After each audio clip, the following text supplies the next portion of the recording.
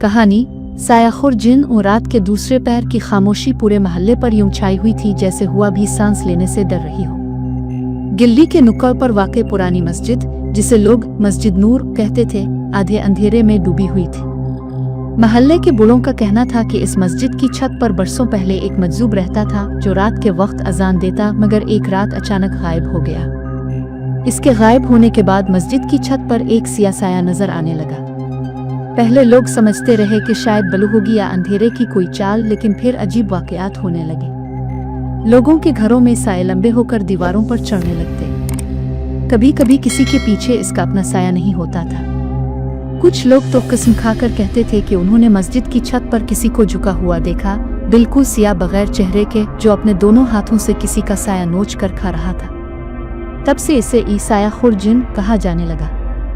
इसी मोहल्ले में 17 साल का लड़का फैजान रहता था, दुबला पतला मगर निडर। इसके वालिद मस्जिद के खादिम थे और अक्सर फैजान को भी मस्जिद के कामों में लगाते थे। एक रात जब सब लोग सो चुके थे, फैजान मस्जिद का दरवाज़ा बंद करने आया, मगर इसने देखा कि दरवाज़ा पहले से खुला था। इसने हैरान होकर अंदर देखा। हाल में खामोशी थी, मगर मेहराब के पास एक साया कुछ ज्यादा लंबा दिख रहा था, जैसे किसी इंसान के कद से भी ऊपर। वो ठिठक गया। इसने लाइट जलाने की कोशिश की, मगर बल्ब टुमटुमा और बुझ गया। वो धीरे धीरे पीछे हटा, मगर तभी मस्जिद के अंदर दूर कहीं से सरसराहट हुई, जैसे कोई दीवार पर अपने नाखून रगड़ रहा हो। फैजान ने कान लगाकर सुना। आवाज फिर आई, इस बार छत से। इसने डरते हुए ऊपर देखा। छत बिल्कुल अंधेरी थी, मगर एक जगह अजीब सा धब्बा नजर आ रहा था, जैसे कोई झुक कर दीवार के कोने से लटक रहा हो। फैजान ने एक कदम पीछे लिया ही था कि वो धब्बा अचानक हरकत करने लगा, सिया धुएं जैसा मगर मजबूत। वो टपके की तरह नीचे गिरा, मगर आवाज सिर्फ। फैजान ने धड़कते दिल से लाइट मोबाइल में जलाई। रोशनी सीधी इस वजूद पर पड़ी, मगर रोशनी लगते ही वो पीछे हिट गया, जैसे रोशनी उसके लिए जहर हो। वो साया दीवार पर चढ़कर गायब हो गया।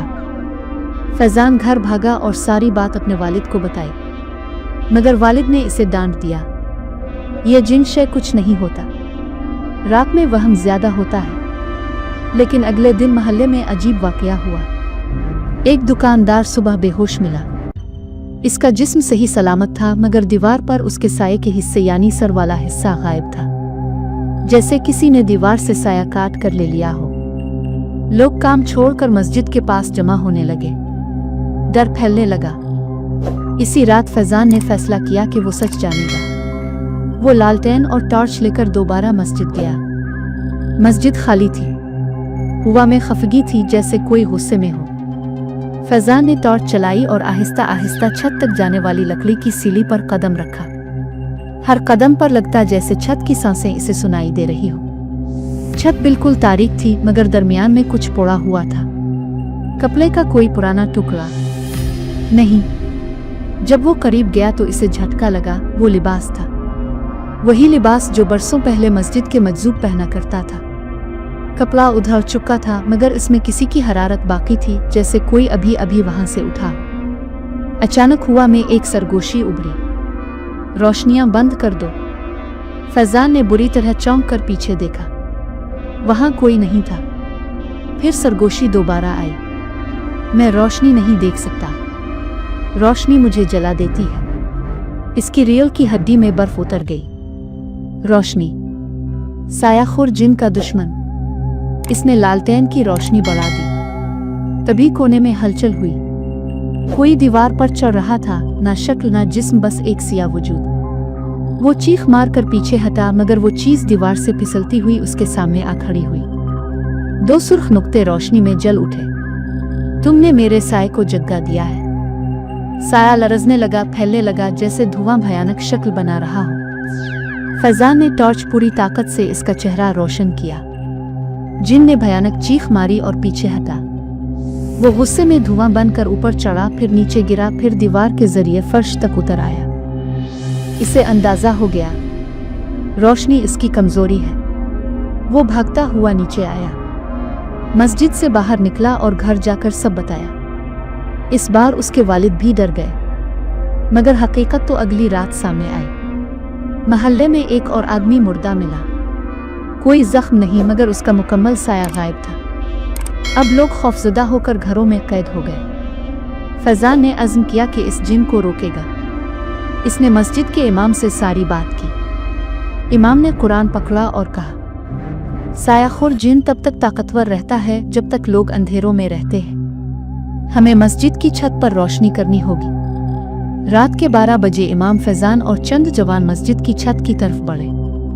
सबके हाथों में मशलें थीं। जैसे ही उन्होंने छत पर कदम रखा, धुआं सा उठने लगा। अचानक जिन जाहिर हुआ, इस बार बहुत बड़ा, इंसानी कद से दुगना। इसके अंदर कई चेहरों की टूटती फूटती झलकी नजर आ रही थी।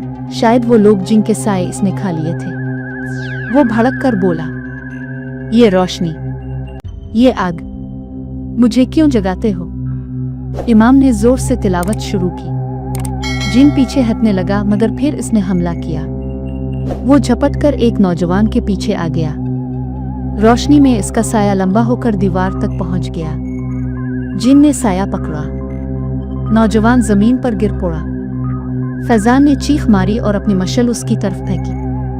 आग जिन के धुएं में घुस गई। वो तड़पने लगा। इसकी चीखें पूरे मोहल्ले ने सुने। इमाम ने कुरान बुलंद किया और आखिरी आयत पढ़ी। एक जोरदार धमाके के साथ जिन की चीख हुआ में तहलील हो गई। साया जमीन पर फैलकर राख बन गया। सुबह जब लोग मस्जिद आए तो छत बिल्कुल साफ थी। न जिन का निशान, न धुआं, न धब्बे। लेकिन एक कोने में मजजूब की पुरानी चादर रखी थी, पूरी तरह जली हुई। और इस दिन के बाद महल्ले से कोई साया गायब नहीं हुआ। लेकिन रात के आखिरी पहर जब कभी हुआ बहुत खामोश हो जाती है। मस्जिद की छत पर अब भी एक आहट सुनाई देती है, जैसे कोई धुएं का टुकड़ा अपनी शक्ल दोबारा बनाने की कोशिश कर रहा हो।